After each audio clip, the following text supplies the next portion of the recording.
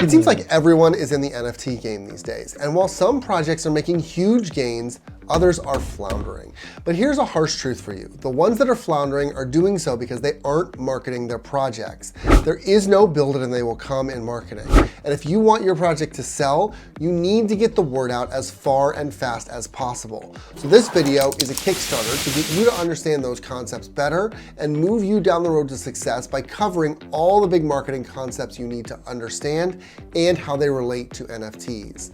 My name is Trent Kennelly. I'm a metaverse marketing strategist, and this is the best place for you to learn about NFTs, the metaverse, and how to market it all. So if that sounds good to you and you're excited, make sure that you like this video, subscribe to my channel if you're into it, comment to let me know where you're stuck in your marketing journey for your NFTs right now. I would love to help, and let's get started.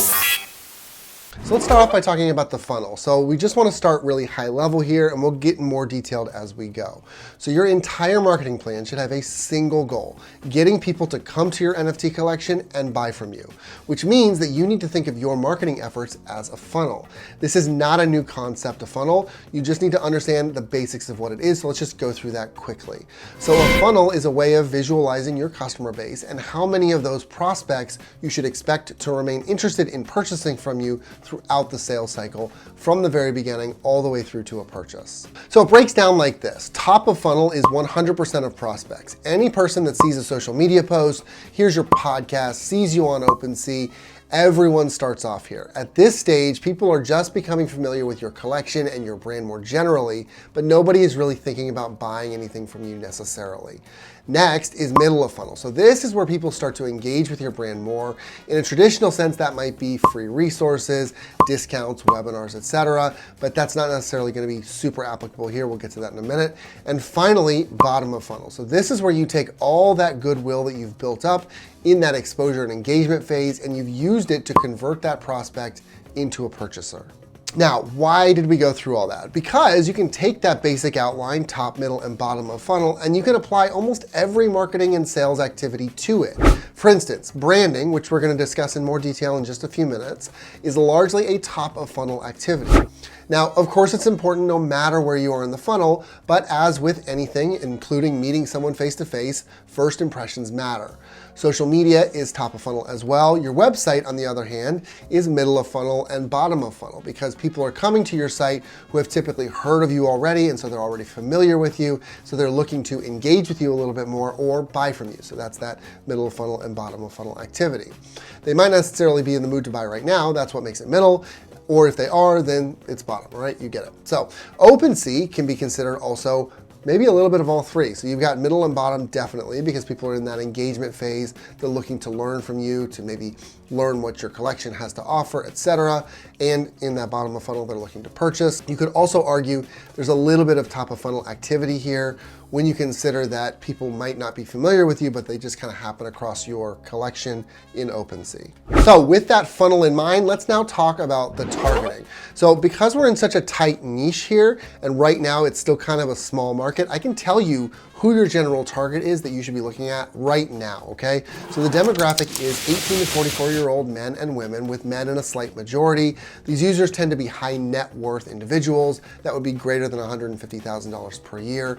They largely live in the US, and 41% are buying them to hold, while around 20% are flipping, meaning that they're buying the NFT and immediately reselling it for a profit. So putting all that together, what do we know about this group when we're looking at that demo information? They have disposable income and they're tech savvy enough to be on the edge of new Web3 concepts. So that already should be immensely helpful for you to figure out where and how to target them. But before we start talking about your different marketing channels, let's get a little more granular here because there are different sub-niches inside that overall NFT niche. The people buying Bored Apes might not be the same ones that are buying Snoop's BODR stash box. They're both NFT collectibles in their own right, but they speak to different audiences. But honestly, figuring out where you fit isn't too hard. It really just ends up being the X and Y axes of emotion. So the X here, what I'm talking about, ranges from displeasure to pleasure, while the Y ranges from sleep to arousal. So the top left quadrant would be stress, and that produces feelings like disgust, fear, anger, tension, etc. A good example is this piece that you're looking at right now by Foundations. It just kind of gives you that stress reaction. The bottom left quadrant is depression, which gives feelings of sadness, fatigue, fatigue, frustration, boredom, etc. And a good example here is this piece by Xander Steinbrugge. The colors and the positions of the characters here, they just make you feel a little bit sad, a little bit down. Top right is excitement, which makes you feel happy, satisfied, surprised, etc. And an example here is pretty well known. It's a pudgy penguin. So just look at that happy, excited penguin. He's just happy to win his medal, right? And then finally, bottom right is calm. So calm is serenity, relaxation, etc. A good example is this meditation NFT from Maker's Place. It just tends to make you feel calm when you're looking at it. So try to place your collection in with these feelings. Are you driving more positive or more negative emotions? Are you causing stress? Certain people are going to be attracted to certain types of projects, so you should make sure to niche down as much as possible. All right, time to talk about channels. So channels are truly the location of marketing. It's all about figuring out where to market your NFT to be most successful. Facebook, Twitter, SEO, email, these are all channels. They're ways of getting in touch with your customers and driving their attention back to you and your site or your collection or whatever. Now, I frankly just don't have time in this video to go into detail on every single channel out there, and that would honestly be a waste of your time anyway, because some work for NFT spaces really well and others don't work at all. So I'm gonna tell you right now exactly what won't work. That way we can get those out of the way and we can take a little more time to talk about what does work. So there are two, and the first is paid advertising. On Twitter and Meta platforms, it's next to impossible to advertise NFTs.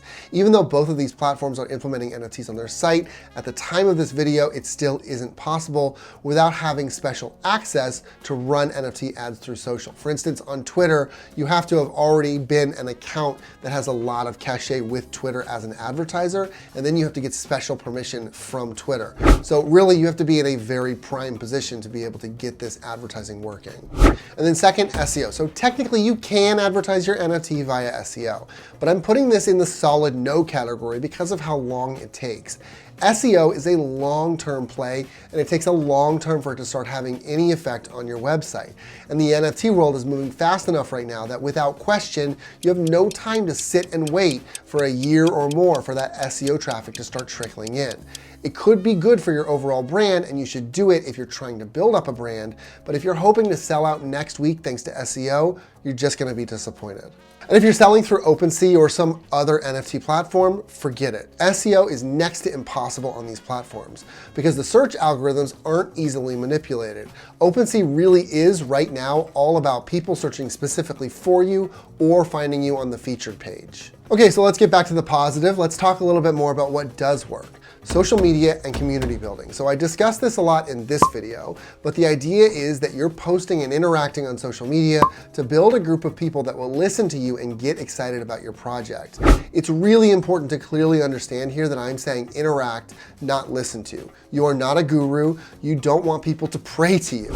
You want to build a group of people that interact with you and each other in order to form a bond surrounding the launch. And I'd suggest doing that on Twitter, Discord, and Instagram. Next, sticking with social media for a minute, but a little more granularly, is influencer marketing. So you should reach out and hunt for people who already have standing in the community you're trying to reach. So you need to look for people who discuss NFTs and share the art of others, but who also have a strong engagement rate, including comments that aren't just, wow, can I put this on my page too? You ultimately want people who have cachet and that people trust. And those are the people who will drive up more interest in the brand. Another strong channel is email. So I've talked about email 1,000 times on this channel, so check out these videos if you want more information. But what I want you to understand here is that on its basic level, you should be giving something away to get people's emails back. So you want to give and get, right? You've probably given your email address in exchange for picking up something cool before, like a guide on how to blow up your sales or something, right? We've all done that. Well, sorry to tell you, that's a ploy to get you to give up your email address so that they can market to you later. Once you have that email address, you can start to send emails discussing your NFT project to try and engage people and encourage them to buy on launch day. So I would suggest sending a total of 5 to 7 emails. So a few content emails in the beginning that builds readership and trust, followed by a few direct sales emails approaching the sale, and then a few after the sale has started to just encourage people to continue that sale and make sure that they're buying those NFTs. Then hold these email addresses so you can cross-sell them, do more giveaways later, generally build your brand through email, etc. So now that we've got that channel aspect, that top of funnel stuff, Now let's talk about the destination. Where are we sending them for that middle and bottom of funnel stuff? So we need to understand that in the NFT world, this is subtly different than in most other marketing areas, because in the NFT world, you're either sending people to your website or to OpenSea, whereas normally you're trying to push people to your website.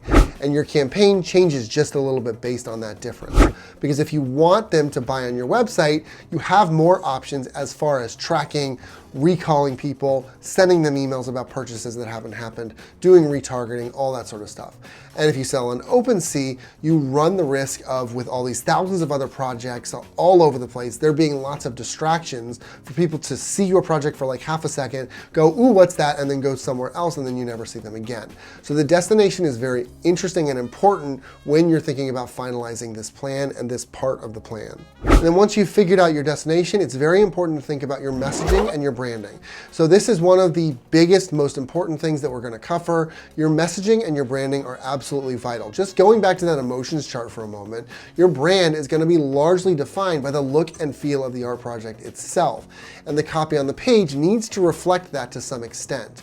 You can check out this video for tips on copywriting more generally, but I think what might help here is to look at a really good landing page and understand what makes it great from a message and branding perspective. This is the Weirdos. So the Weirdos is a waist-up group of characters that give off this sort of grungy, grimy feel, but are at the same time playful. So there are little flourishes on this page that kind of give you that feeling of that brand, like the over-insistence that it's not a cult, which makes you think that it really is a cult, and it kind of adds to that grimy feeling, but it also is kind of playful, right? So that's their brand image. They're going for grimy and playful, and they really pulled that off here. Because as you read, you learn more about the story of the Weirdos, how you can get involved with it, etc. So I'm going to link this landing page below. You need to go look at it because it's a masterful illustration of how to write the copy that builds out the brand. So there you go. That is a huge amount of info about marketing your NFTs. And at the same time, it's just kind of scratching the surface. So I hope that that was helpful for you. Let me know what's holding you back in marketing your NFTs. I would love to help you out and get you over your hurdle as quickly as possible. Otherwise, make sure that you like this video, subscribe to my channel if you're into it, and I will catch you in the next one.